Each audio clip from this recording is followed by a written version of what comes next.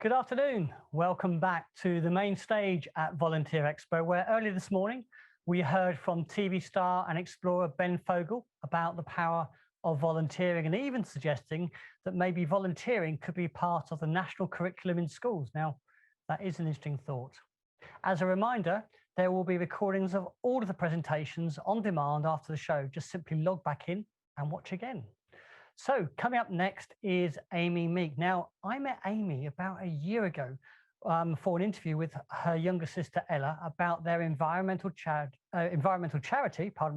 Kids Against Plastic. Now, in my feature, I described 17-year-old Amy and 15-year-old Ella as Britain's answer to the Swedish teenage environmental campaigner Greta Thunberg. You see, Kids Against Plastic is not just some small beer campaigning group set up by a bunch of teenagers. Theirs is a movement which has quickly gained traction and support from environmental charities, businesses, and children in their fight against pollution. And I know you are going to be impressed. So please, once again, put your questions, any questions that you have for Amy, into the Q&A box on the Zoom chat with your name and also where you're from. It's always interesting to know where we're getting those questions from, and Amy will answer those later. So please welcome to the stage one half of Kids Against Plastic. Would you please welcome the inspirational Amy Meek?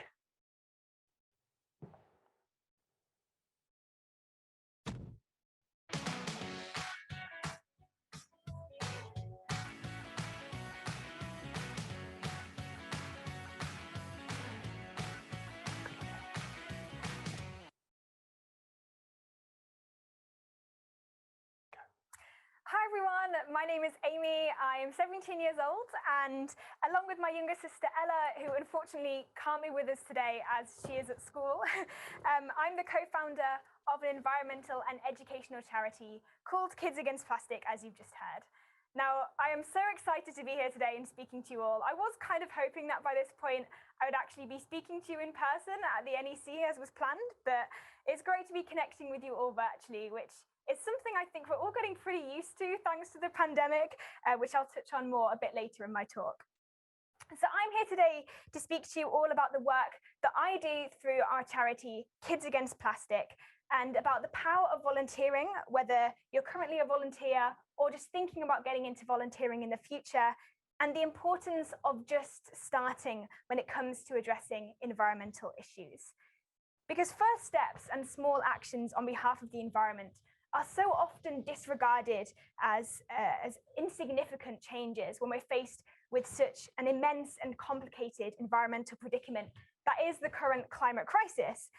But I think that they are one of the most important of environmentalism, because small steps are crucially steps in the right direction, and they can really get you started on a journey of environmental action that you never imagined before. Well, that's what happened with me anyway, because I'll admit that being an environmental activist is not a career path or a path I ever really imagined pursuing. I always grew up being interested in the outdoors, and my parents basically used to take me and my sister out into the Peak District, I think since we could walk, so that we could create a connection with the natural world and really grow up in it. And so I always grew up being interested in nature, but for me, actively being involved in helping to protect the environment came as this natural progression from a series of different events and opportunities that really formed my pathway into activism.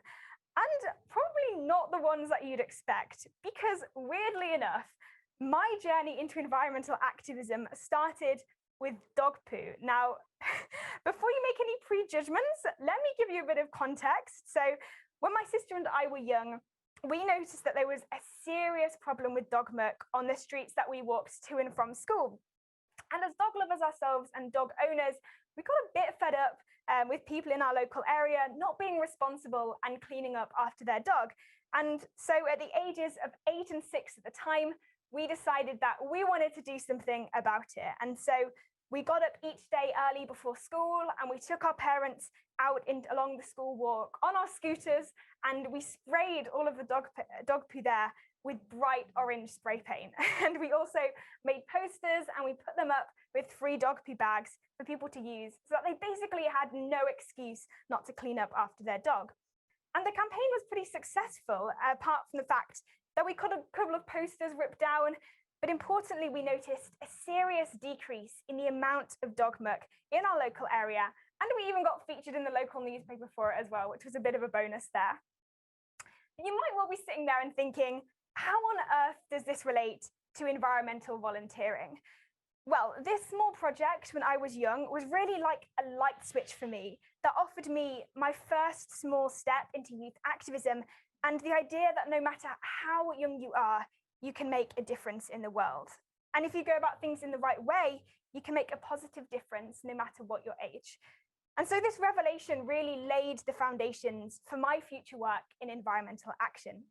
Because fast forward 5 years later to about 5 years ago in early 2016, my main activism began.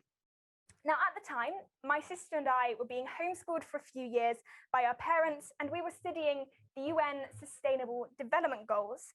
And it was through these that we began learning about single-use plastics and the devastating impact that disposable plastics are having on our environment. And we had the fact that many of us will be more familiar with now about the impacts of single-use plastic, and we saw the horrific pictures of sea mammals and seabirds that were killed by plastic in the oceans. And we really found out that this wonder material we call plastic is actually not so wonderful after all when its properties don't match its function. But what really struck us was that before studying this topic, we had very little idea about the huge environmental impact that plastic was having, as this was a couple of years before the media explosion on plastic pollution began and it became such a hot topic. And we were really shocked by what we found, and we realized that most other ordinary people like ourselves were similarly unaware of the disastrous impact that their plastic habits were having on the planet. And to us, this just seemed totally crazy.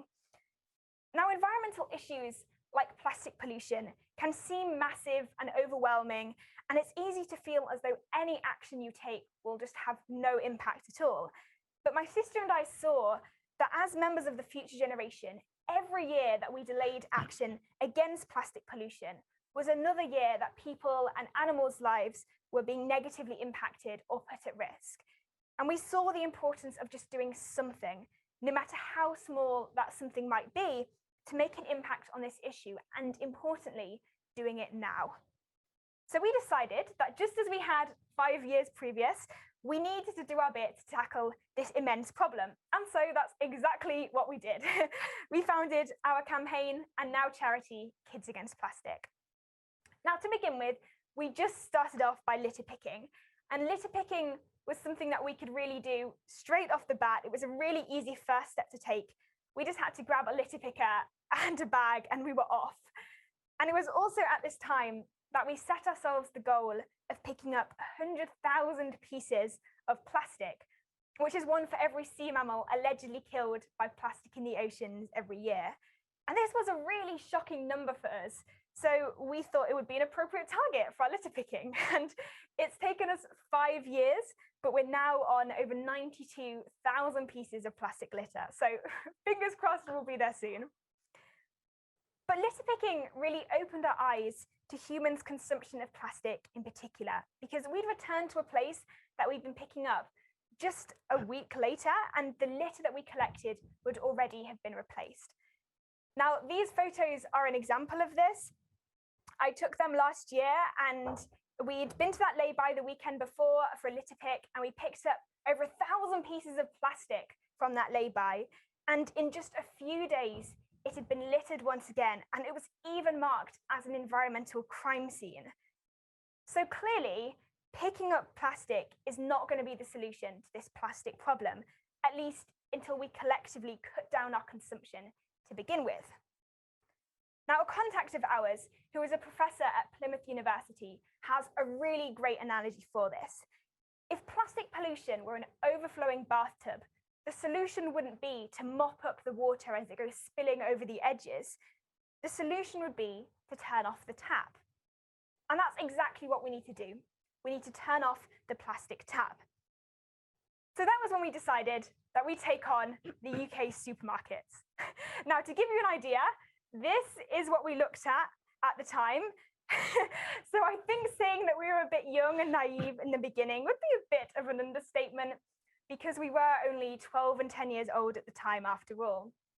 But we decided that we wanted to tackle supermarket plastic usage, and in particular, plastic bottles, because plastic bottles were and still are a real bugbear of ours. And so we set ourselves the goal of trying to get plastic bottled water off the UK supermarket shelves. Now, here in the UK, plastic bottled water is pretty unnecessary because our tap water is safe to drink. So plastic bottles of water here are a prime example of manufactured demand. But we were also shocked by how misleading plastic bottles are with regards to their eco-credentials, especially around recycling, because most plastic bottles are branded with these big, fully recyclable logos, which would lead you to think that if you put them in the recycling bin, then they'll be made into new ones, right? Well, that's not the case here in the UK anyway, because we have a ridiculously ineffective recycling system in the first place, which means that you can put one plastic item in the recycling bin in one city, but not in another. And actually, in the case of plastic bottles, even when you put them in the recycling bin, they are often downcycled instead of being recycled into new ones. Now, downcycling is where an item like a plastic bottle is made into an item of lower quality plastic than it was before. So it's like making a plastic bottle into a carpet or a fleece. And this might sound like a great solution, right? Because, oh, my old plastic bottle is being made into a fleece that I can wear. That's pretty cool. Really, it's far from that. And that's for two main reasons. The first one is that these downcycled items shed pollutants called plastic microfibers when they're washed or are broken down by wear and tear. And these microfibers are a really prolific form of almost invisible plastic pollution that are causing serious concern to marine biologists due to their interference in food chains. And secondly, this downcycling still means that lots more plastic needs to be made just in order to replace the items that were used the day before. The only time that recycling of plastic comes close to being a solution is when it is closed loop, which means one plastic bottle will be made into a brand new one, and unfortunately, that isn't commonly the case. So early on in our campaigning, we saw how misleading this was for consumers who thought that they were being eco-conscious by putting their old plastic bottle in the recycling bin. And so we emailed and we set up a petition to the UK supermarkets to try and get them to stop selling plastic bottles of water. Now, as you might expect, this didn't quite go as we planned. We were constantly referred to different departments, different members of customer service, or we just never heard back in the first place. And it was really then that we realized that these massive chains of supermarkets were never just going to listen to the voices of two concerned young girls who had a worry about the overuse of single-use plastic, because supermarkets are driven by consumers. So if we wanted to pressure the supermarkets into changing, we needed to show that there was a consumer demand for less single-use plastic. This was when we began our Plastic Clever initiative. And the idea of Plastic Clever is it's about encouraging people to be more discerning users of single-use plastic and stop buying and using four main items in particular. These are plastic straws, bags, cups and lids, and bottles. And these are single-use items that we use mostly without a second thought every day, and yet they are pretty simple for most of us to avoid through the use of reusable alternatives, or just saying something as simple as "no straw please" when you order a drink.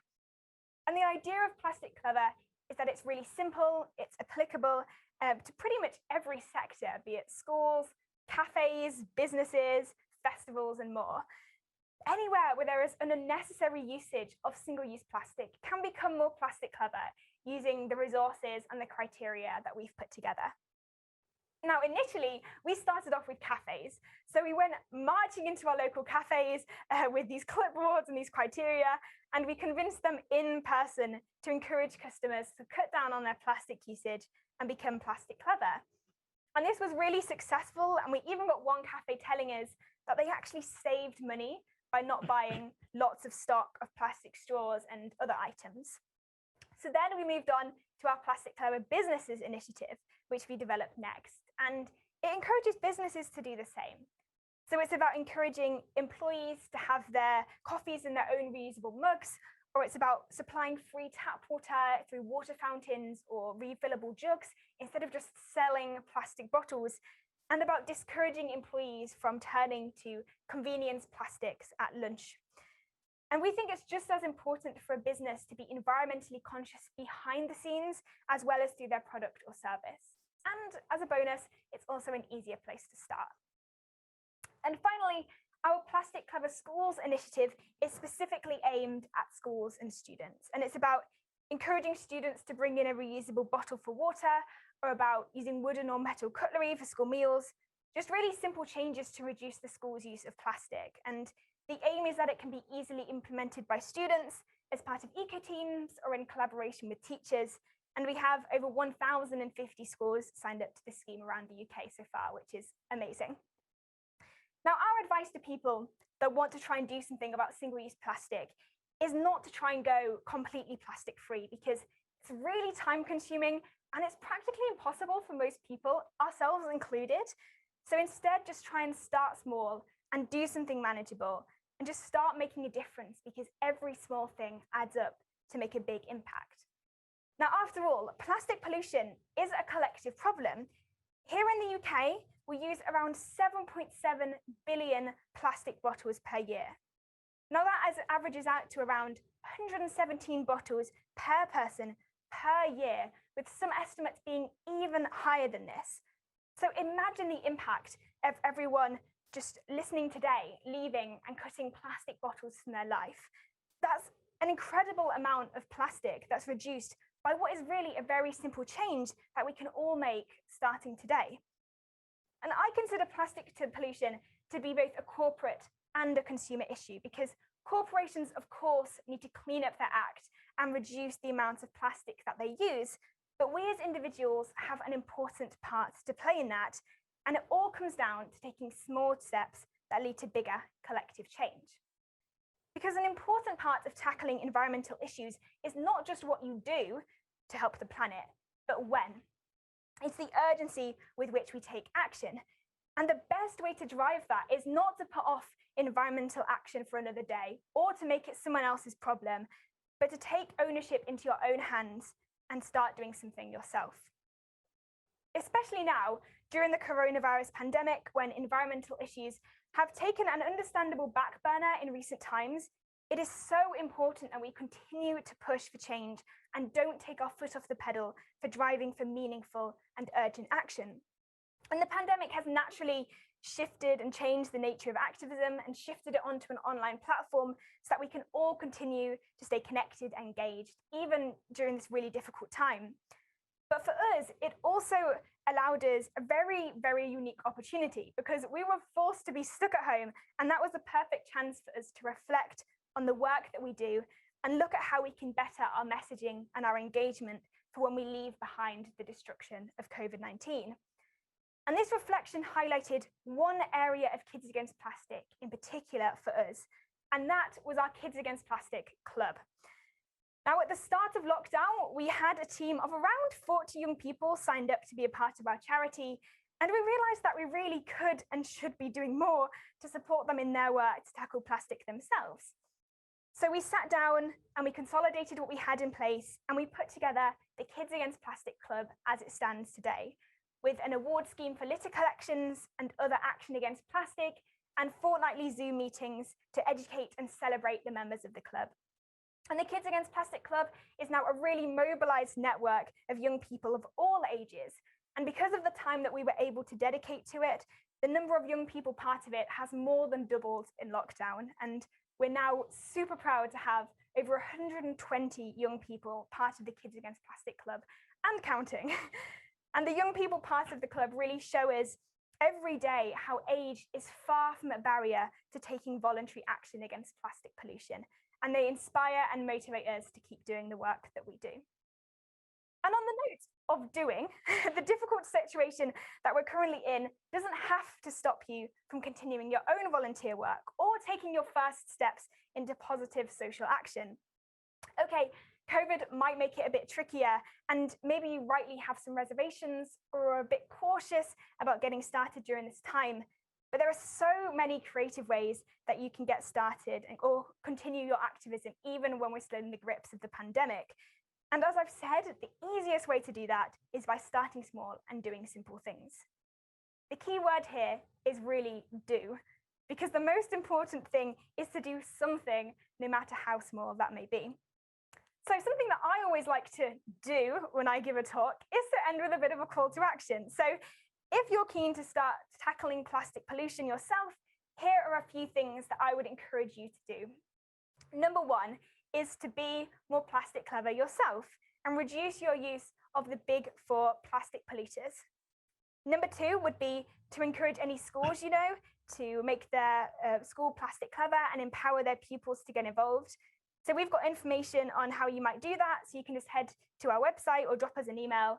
And it's really so important that we get the youth involved in the environmental issues facing them.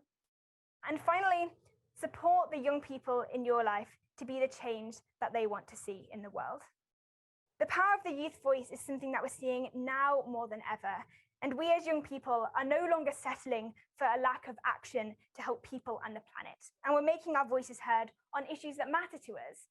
Not because we're impatient and not because we want to cause mischief, but because we simply care about the planet that we share with other living species. So I would encourage you to listen to young people and to support and amplify their voices.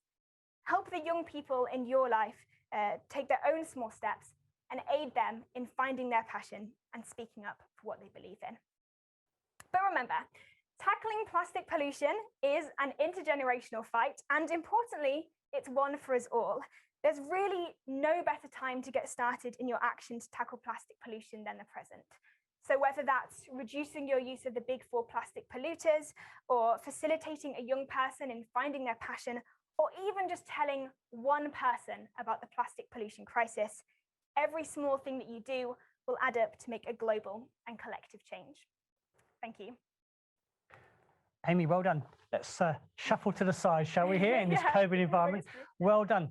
I told you you'd be impressed. What an amazing young lady, 17 years old, Kids Against Plastic, and definitely one for the future. Amy, actually, I'm just looking on the screen. You might have to come a little closer because we see each other there. There you go. We're on the screen together now. So in the last few years, you must be staggered by how much progress you've been able to make, but it's not been easy, has it? I wouldn't say it's been easy. I definitely think it has been a challenge. My sister and I are both back in school now, so we're really having to juggle our campaigning and our charity with schoolwork, which we're both really passionate about. So it has been difficult with that. And I think one of the most demotivating things about being involved in environmental action is the fact that there is this real lack of urgency with which to tackle issues. But that really, we try and turn that anger and that negativity into something positive and channel it into the work that we do through our charity and try and make it something that drives us to continue the work that we do and to drive that change as well. So it's been incredible to see how far it's come. We could have never envisioned that we'd be where we are now when we first started it back in 2016, just with this passion to try and do something to make a difference. And so we're really looking forward to see where it takes us in the future as well. Seeing the Zoom chat, I know there's been a lot of praise for Amy there, so please send in your questions as well. We've got a few to go through there, but there's still time to ask some questions for Amy. We've got about 15 minutes to do that. One of those is from Delma. You're from Nottingham, and Delma from Nottingham has asked, hello. How important is your work with schools to increase awareness and encourage involvement? I think it's definitely one of the most, if not the most important part of what we do through our charity now. It's why we've really put a lot of attention and time into the Plastic Clever Schools program. Both of my parents are teachers, so they've really helped us to try and make it something that is easy to implement for schools and that they can fit into the curriculum, which is really lacking in proper environmental education as it stands.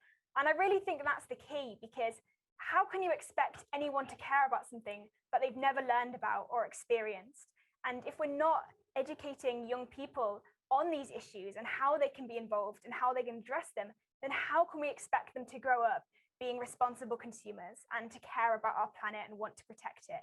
So I really think it's important in that sense, so that more young people grow up aware of the damage that we're doing to our planet, but also how we can change that. And also because of what I said about youth voice, I really strongly believe that the youth voice has such a massive potential. I mean, we've seen it over the years with our charity. We've seen it with the rise of Greta Thunberg and the Fridays for the Future movement. And actually, young people at any age can have such a powerful voice, and there's really no barrier to the change that you can make. And I think we're so often told to sit down and be quiet, especially in a school setting. So if we can change that and actually focus on helping young people make a positive difference that they want to see in the world, I think that could be really powerful in addressing some of the massive issues that we see facing our world today.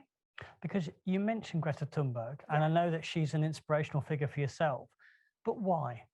Why are young voices now being heard when years ago, as you said, when you started off, they were just putting you into the rubbish basket? Why are your voices being heard now, and why are you being influencers? What's happening?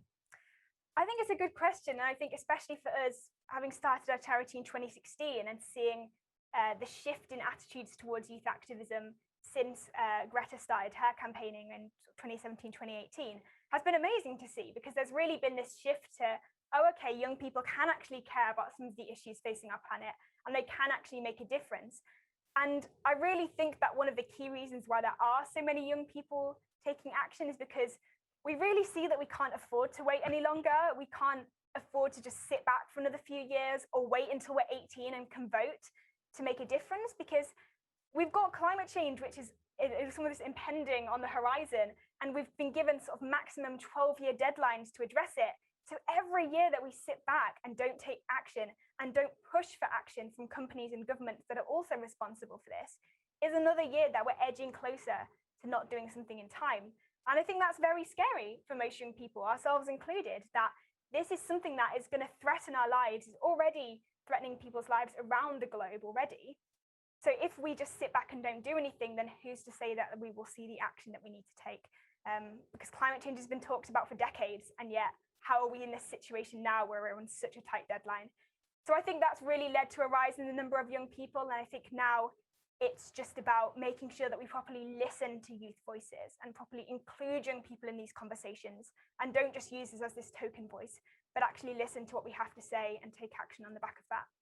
And of course, we've got important climate change talks in Glasgow later this year. Do you want to talk about that? How important do you think that is going to be? I think it's great to have it in the UK.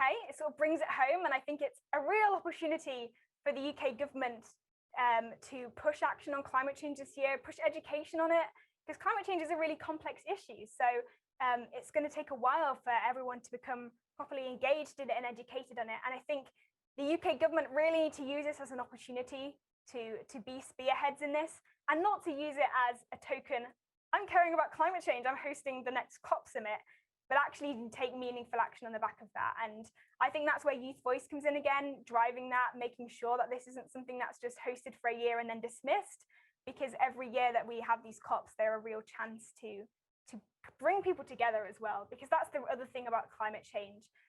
We've seen with the coronavirus pandemic how people can come together internationally to bring about change quickly. And now we really need to see that with climate change, because climate change is another massive threat to our existence. And so I think the COPs could really be a prime example and a prime opportunity to do that. You mentioned pandemic, but and this is for me from London, has plastic pollution got worse during the pandemic? Do you know? I think you can see it with the amount of face masks on the ground, for an example. We've definitely picked up more face masks in the past year than we ever did before that. But I think it goes further than just PPE pollution, because, of course, if you can try and use a reusable face mask, steps like that are really good to try and reduce this pollution. But ultimately, there is a real necessity for it in this time, with protecting people like the doctors and the nurses on the front lines of this. And you can't point the finger at that pollution and say you shouldn't be using plastic, because it's really saving people's lives. But I think the worrying thing from our perspective is there's been a real, we've really seen corporations and groups that lobby for plastic really taking advantage of this time and the uncertainty of this time, with people worrying about hygiene. And actually, for example, coffee cups were not allowed, reusable coffee cups were not allowed to be used for a period of time. And there's been real uncertainty spread by some of these plastic producers about whether it's safe to not use plastic. So I think that is a more worrying side of it, and we really need to ensure that we're not listening to these fake news about how plastic isn't safe in these times, because often, for example, if you properly sanitize and use reusable alternatives, it is safe. It's just about maintaining hygiene, which is the most important thing. So I think it's just about not letting pandemic make us take steps backwards in a fight where we really need to be staying on the forward and pushing for this. I was interviewing a group recently called End Plastic Now. They're a Rotary organisation based in Holland, but having quite a wide influence. And they've got a goal clearly to rid the world of plastics by 2050. So my question there would be, do you think that's realistic? But secondly, they're saying the reason it's important that there's a group like them involved is having that conversation, that collective partnership to be able to be influencers, to change governments. And as you were saying there earlier, about putting pressure on the plastic producers to change their ways. So first of all, 2050, is that realistic? And secondly, what about that power of partnership?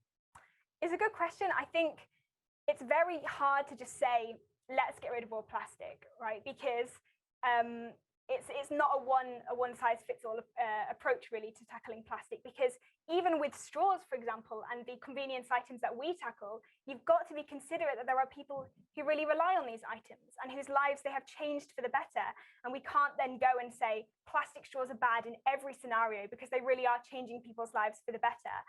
But that's not to say that we can't, if we don't rely on straws or on different plastic items for the same purpose, we can't cut down our consumption of them. So I think that's something really to bear in mind, that it's not always as easy as just saying, let's get rid of plastic, because it's very difficult, and plastic is an amazing material for some reasons. It's why supermarkets rely on it so much, for example, with preserving food. And you could have a situation where if you take away plastic, you increase food waste. So it's a very difficult line to tread, I think. Obviously, we want to get rid of all unnecessary single-use plastic where we can, but I think we really need to be careful that we're not bringing along more issues because of that, because we've rushed into a situation that might not be the best solution. But that's not to say that I don't agree with them that we need to reduce plastic where we can. And on the note of collaboration, actually, I think that is a really key part of this. And it's why our Kids Against Plastic Club has been such a key part of our charity for us, because really bringing people together and working on this together and sharing our own voices, not fighting this battle individually, is so important. And I think it's the only way that we're ever going to solve this problem, is by working together and solving it collectively.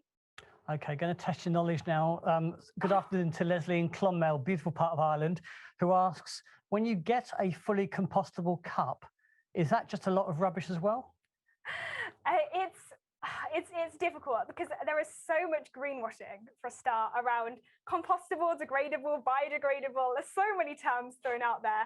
And I think that it can be misleading, because you hear the word compostable and you think, oh, okay, if I drop this cup on the ground, that's going to go away. It's going to be fine. But actually, it's more difficult than that, because a lot of compostable items, for example, need to be broken down in really specific conditions in industrial composters. And there aren't a huge amount of them out there in the UK currently. And it means you can't put them in with your recyclables as well, which is another thing, because compostables and biodegradable plastics can sometimes be seen as contaminants in the recycling process and cause all sorts of other issues because of that.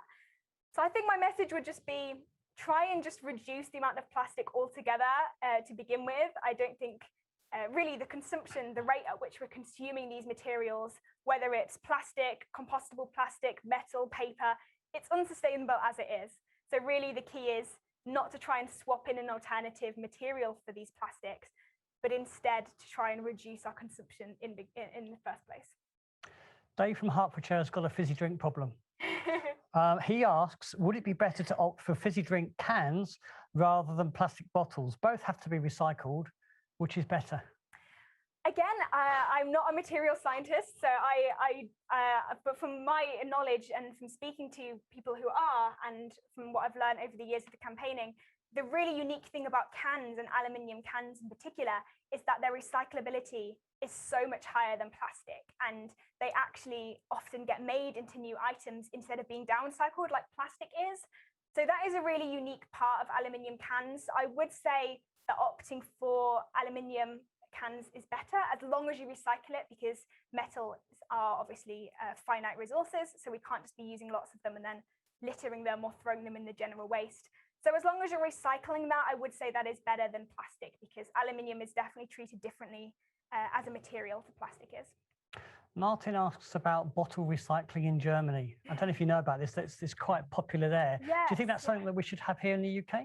I assume you're talking about the deposit return scheme, I imagine, because Germany and a lot of European countries actually have a deposit return system in place, which is where you bring back your plastic bottle and it gives you some money back to encourage you to keep bringing back your old plastics. And I would say that it's another difficult one, but I would say that deposit return schemes are great at reducing littering. So that's why they've really been pushed for here in the UK. But my only worry is with them is that it's not encouraging a reduction and you're still putting all these plastic bottles in for recycling when we know that, especially here in the UK, this recycling isn't what it should be. And even in other countries, a lot of the manufacturers of these plastic bottles aren't collecting this plastic to reuse it in their bottles. I mean, more are, but it's not to the level that we should see it. So I would say that a deposit return scheme would be great for reducing littering, but again, it takes away the emphasis from reducing consumption, and making sure that we cut our consumption at the source instead of trying to find other ways to deal with this massive amount of waste that we're producing. One last question.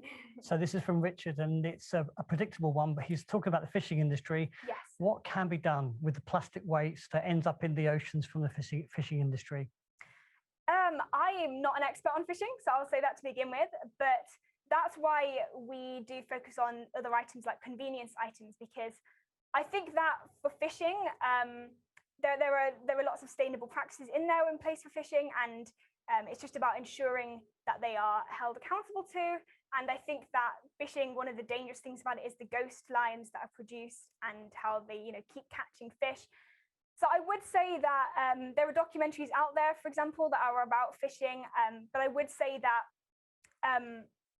there are other ways to reduce plastic, because, for example, looking at the fishing industry, you look at it and you think, how am I ever going to help reduce plastic in this industry? I have no idea about fishing. I have no idea about how it works or how the plastic usage works. So I would say that's why we always emphasize focusing on other items that are closer to you and ones that you can easily reduce, because otherwise it can be so demoralizing to look at these issues and just think, how am I ever going to try and address that? When really it needs to be something that we reduce as a whole in all these different areas. So sorry, I haven't quite answered your question there, but I would say that's the message that we give about reducing plastic as a whole. You've been brilliant. And I can tell you there have been loads of messages, people saying about how inspirational you have been. They want to applaud how good you are. And you have been fantastic. One question about, can you get Amy to repeat maybe a website, email, social media? How can people find out more about Kids Against Plastic? Absolutely. Thank you for asking that. So our website is kidsagainstplastic.co.uk. So if you head there, you can find all our resources, our information on Plastic Clever, signing up to our Kids Against Plastic Club, and also the app that we've developed in collaboration with the mapping agency Esri, which you can use to map your own litter collections. So that's kidsagainstplastic.co.uk. And then we're also on most social platforms. So we're at Kids Against Plastic on Instagram and on Facebook, and we're at Kids v Plastic on Twitter as well. Brilliant. Amy, give me one last takeaway. Give me an actions. How can people take something away from this morning? What could they be doing? Because it's all about doing, as you said earlier. What's the takeaway you'd like to give our audience this afternoon? Well, I would say if you could try and listen to the 3 calls to action I put up at the end, that would be great. But also, I think just as a general principle, just don't underestimate the impact that any actions you take on behalf of the environment will have, even if it's just one weekly litter pick on your street, or if it's just not using plastic bags when you go shopping.